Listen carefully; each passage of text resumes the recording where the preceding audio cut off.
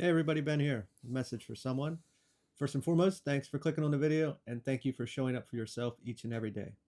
So what came through, very beginning, it was stop, wait, don't pass go. You missed something dear. Banging on the door, who's there? Oogly boogly, rawr, the monster in the closet. Shave his hair, he still looks the same. Can change its form, but it's still there.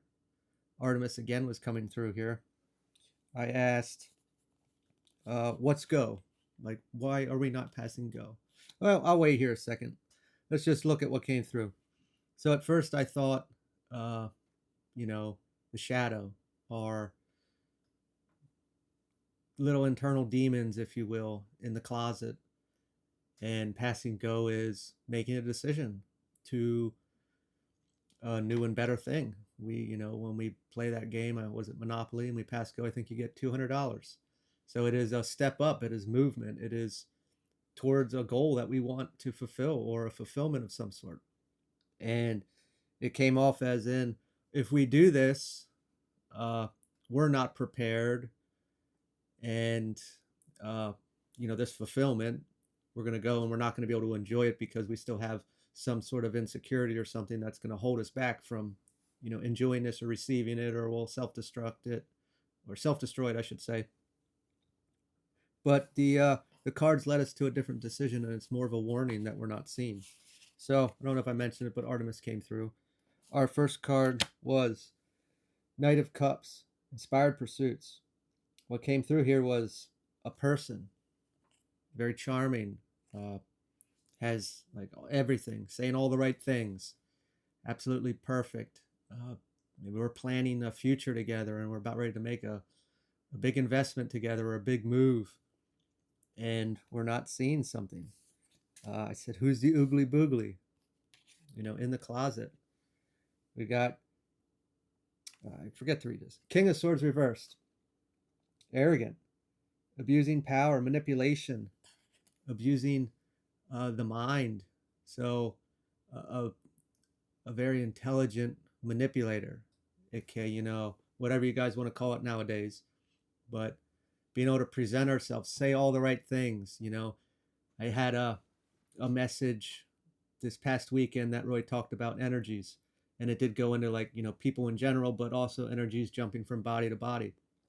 But what it really emphasized on is this thing I call fishing, which, we'll cast a line into a big pond and see what responses they get, an emotional response. So, these tactics, obviously, they won't stop. This is more or less on negative, but on this situation, we're talking about positive. What's going to light you up? What are all the right things to say? And they're going to hit all those, and then they're just going to run with it. Once we got that energy feed, okay, I'm going to run with that.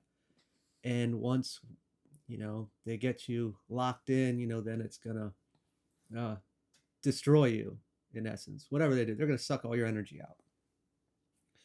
Then I asked, Artemis, what are you here for?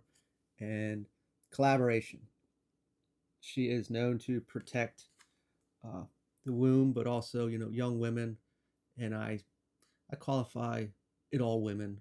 It mentions young women, but protecting them from these malicious acts or behaviors. If this is teeing you up for uh, thinking there's more, but it's just for a physical interaction, use and then dump uh, the person, or more or less for a bonded, bondage of chain to much more psychological abuse to take place. When we look at the oogly boogly in the closet, the monster in the closet, it can change forms. Going back to what I was mentioning about energy jumping. If we're in a wound, let's say we're insecure about something, and we can look at this two different ways in the closet. We can look at this as the person as it's coming through, but it's going to play both sides here. We can also look at it as a wound and say we were in a bad relationship and it really heightened that wound, made us feel insecure, worthless, less than, couldn't communicate, we couldn't use our voice, felt overpowered a lot. we got out of that relationship, and we really didn't take time to heal, and we just kind of, okay, I got over my heartbreak and whatnot, and now I'm getting back in. Well, that wound's still there, and yeah, we may have shaved its hair, and it's out of our sight, so we don't see it anymore, but it's still there, that wound. And this individual very well could be that wound. So when we get back in that relationship, it's gonna resurface. It's still there. We're gonna see it again. We're still there because we didn't heal it. I'm not saying that that's the case, but it can also be that we were in a bad relationship that was this monster, this energy, and we saw it for what it was. We healed, and we got out, but we're not using our discernment, and we're falling in to this trap again. And we're going to get into this relationship, make a big commitment or something with this individual. The mask falls on the individual, as in, yep, it can cut its hair, but it's still here. Here's the energy. So it's a warning, is this in me or is this external? We really got to look at that. And that may be tough to do, but, ask yourself, if you were in a bad relationship, did you truly heal? What did they heighten inside of you that made you feel so worthless or less than, or, attacked verbally, mentally, emotionally, however you want to look at it, possibly other ways. And I'm not saying, what took place is okay. I'm just saying, but we have to look at it. If we have this wound, the other individual is going to show us that. They are the wound. That's what they're good at. And that comes up. So did we heal it? And did it empower us? Artemis is very big in empowerment and freedom, self-freedom, being able to speak as we need to, not being overpowered, not dealing with shit, and being very blunt about it. Like, I deserve better and whatnot. If we came to a place that we have healed all this, what are we missing now that we're getting sucked back into this trap? Is it just they're saying all the right things and it's really exciting and great, but are we using our discernment, or are we just la la land, love land, that infatuation that we're just totally missing? We're being unrealistic and really thinking it's our time to shine, which it should be, but that's not always how life goes. So Four of Swords was our last card, and I asked, what did I ask? She'll help you get where? Solitude. Process the relationships or patterns of the past. Maybe we haven't healed yet. Maybe we haven't seen it for what it is, and we're about ready to continue this cycle again. And I don't think anybody wants to do that.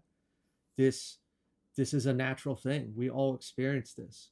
Obviously, we're just talking about relationships right now, but let's look at like work experiences, family units, with friends. When we have a wound, we're gonna invite people into our area, our space, our energy that are that wound to reinforce it until we heal that wound.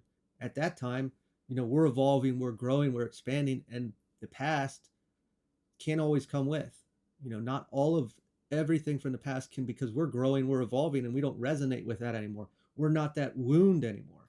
That's why it's difficult to leave it, trauma bonds and whatnot, because it's embedded so much in us. And, people that are close to us and whatnot are the wound, but we don't resonate with it, but we keep going back out of responsibility, or, what's it, something that's ingrained in you that you feel like you must continue associating with them or whatnot. It's a bond, and until we break that cycle, we'll continue to experience, those pains or the reinforcement of this wound, and we can't fully heal it without removing that connection. Same thing with relationships. If, we are always in a toxic environment that makes us feel very less than, worthless, and a lot of gaslighting, and we've never healed from that, we're going to continue to get in relationships that reinforce that. So just something to look at. Wish you the best, and take care.